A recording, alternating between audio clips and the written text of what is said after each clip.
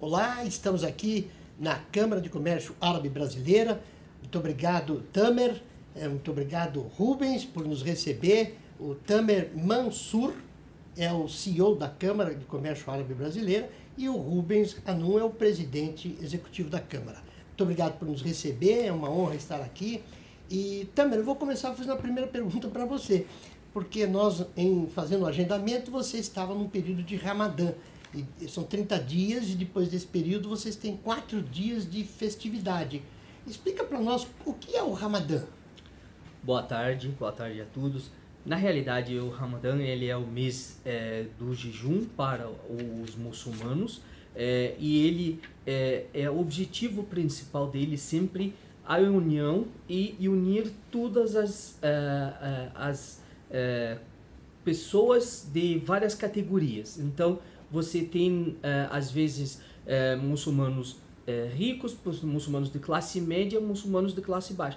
Mas o Ramadã, o sentido dele é reunir todos os muçulmanos dentro de um período de 30 dias para que essas pessoas terão a paz e a proximidade cada dia mais com Deus.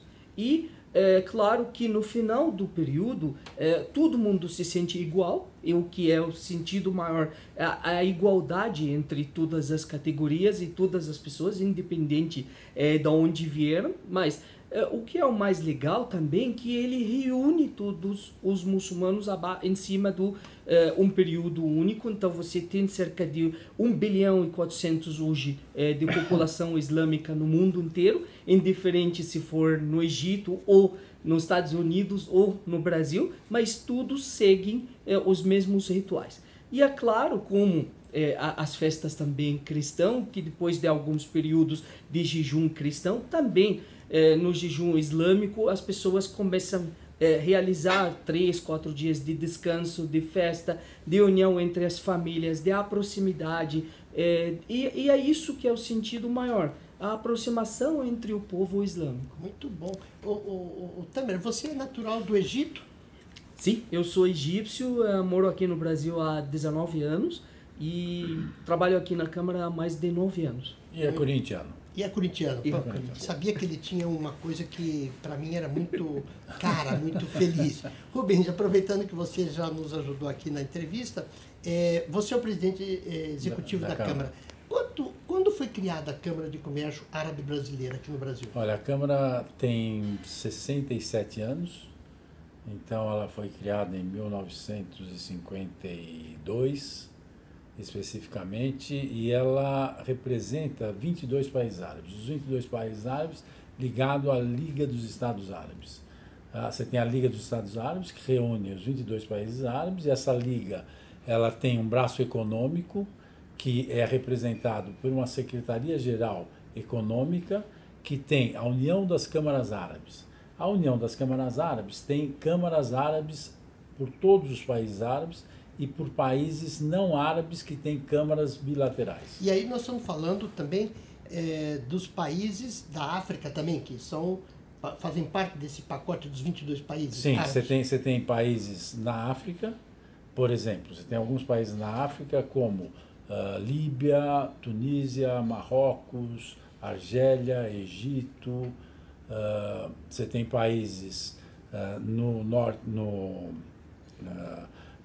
Levante, Síria, Jordânia, Líbano, você tem países no Golfo Arábico, Emirados Árabes, Arábia Saudita, Kuwait, Omã, Bahrein, Catar. Então você tem 3 grandes regiões que concentram 22 países árabes. Nesses 67 anos, Rubens, quantos associados brasileiros participam da Câmara de Comércio Árabe Brasileira? Qual é o seu? Você tem um grupo de associados? Como é que funciona? Olha, nós temos um grupo de associados, agora isso é muito também variável. Por quê?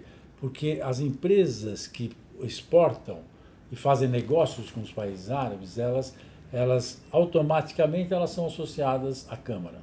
Tá?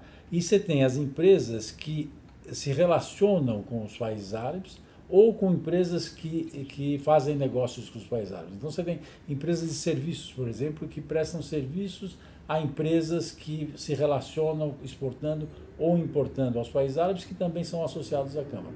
Então você tem aqueles associados que, por fazer comércio, são associados, e você tem aqueles associados que prestam serviços aos exportadores.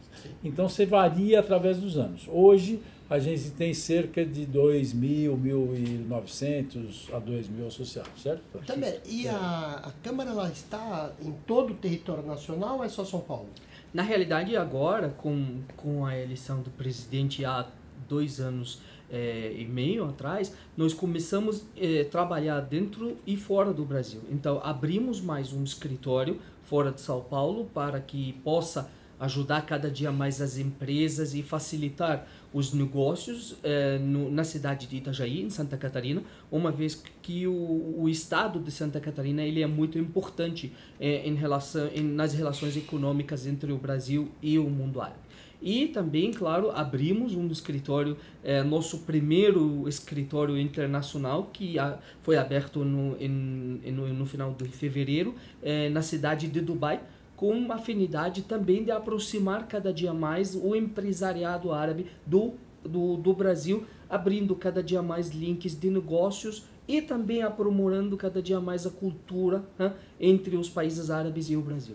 Mas isso, posso? Pode, claro, por favor. Não, mas isso só para... Isso não significa que a Câmara ela está fisicamente em São Paulo e em Itajaí, em Santa Catarina, mas ela atua no Brasil inteiro. Ela é uma Câmara brasileira.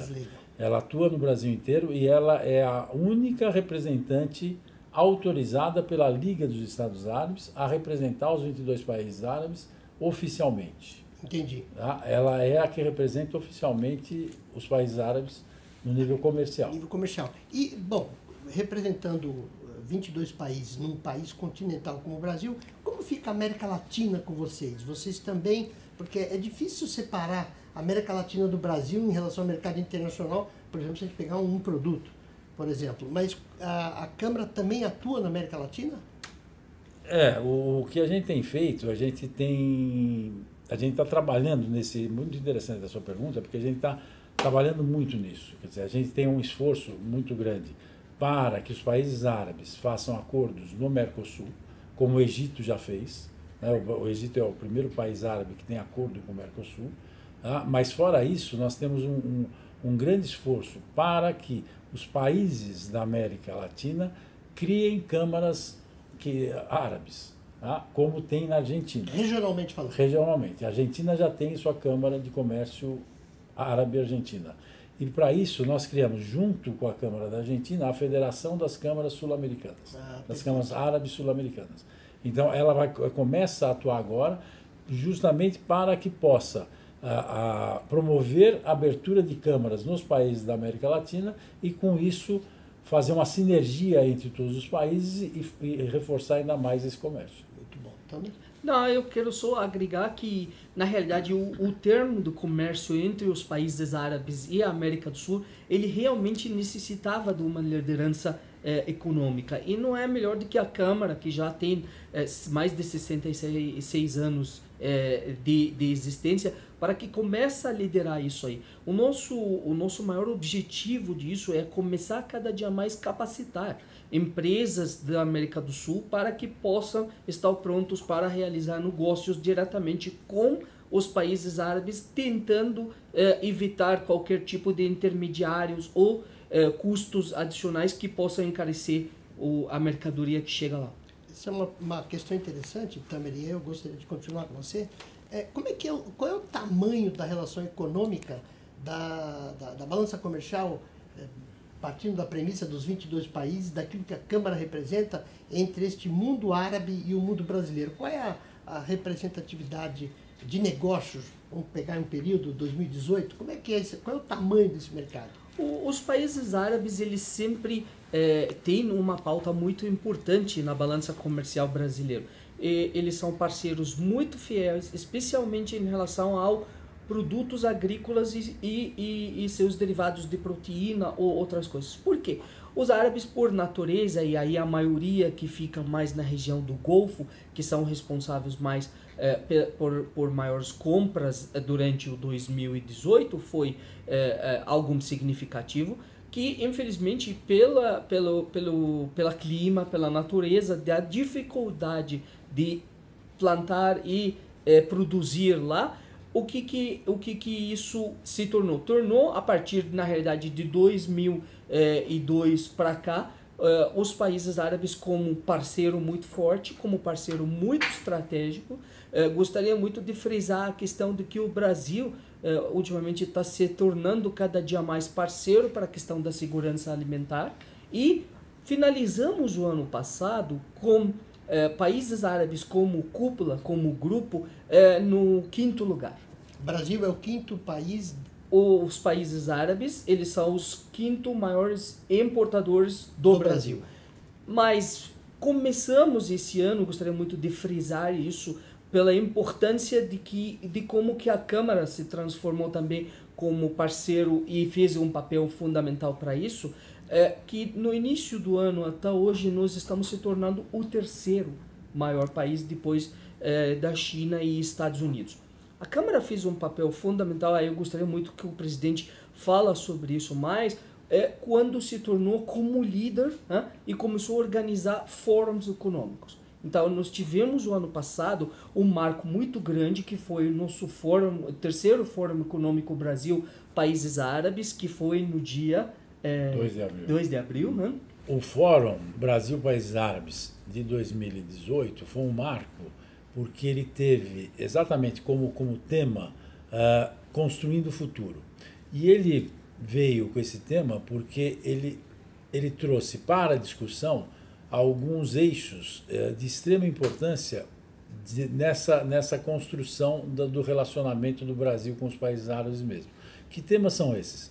Partimos num tema que é bastante sabido, mas que tem uma complementariedade e linhas estratégicas que têm que ser trabalhadas, que é a segurança alimentar. E aí, olhando para a segurança alimentar, junto com ela vem a produção de produtos halal, e hoje o Brasil é o principal produtor de proteína halal para o mundo islâmico e não islâmico, e o halal aí é um outro tema que o Tamer pode, como especialista, pode contar para a gente já. O halal como estilo de vida, discutimos muito o halal, fizemos acordos a respeito do halal. Fomos para um outro tema, que são o investimento, e os países árabes como detentores de mais de 40% dos recursos financeiros dos fundos soberanos mundiais. Eles têm muito interesse em trazer para o Brasil esses recursos e investir em soluções logísticas e tecnológicas para nos colaborar, para que a nossa produção escoe de uma maneira mais rápida e com maior efetividade econômica. Então discutimos muito também, abrimos a discussão do investimento, discutimos muito tecnologia e inovação, que os países árabes, é uma coisa muito interessante, que às vezes aqui no Brasil nós não temos essa visão.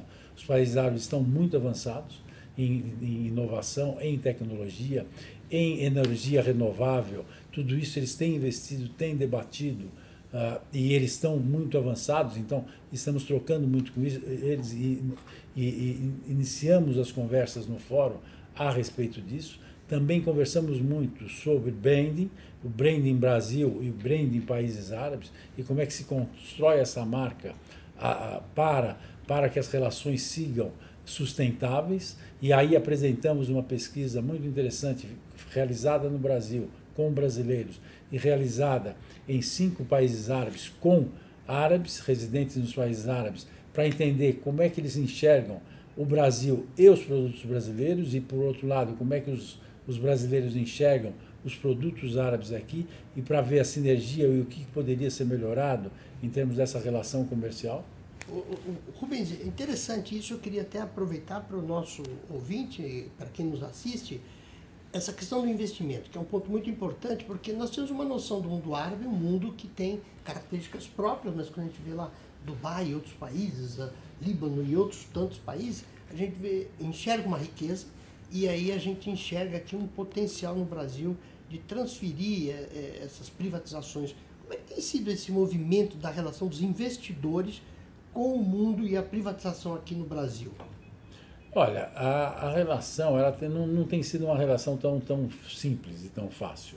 Por quê? Porque o Brasil tem algumas travas para receber investimentos. Tá? Tem leis de bitributação, então os investimentos não são muito fáceis de virem ao Brasil. Então isso é um papel da Câmara importante, nós estamos em tratativas com o governo brasileiro para que essas travas sejam flexibilizadas, tá? Porque aí os investimentos vêm para o Brasil. É mais fácil, né? Bem mais fácil. Quer dizer, há restrições das nossas próprias leis. Porque também é muito importante deixar claro que a gente imagina que o Brasil ele não quer fazer negócios internacionais, mas são leis que criamos e é importante também deixar claro, como há leis e regras do jogo em outros países.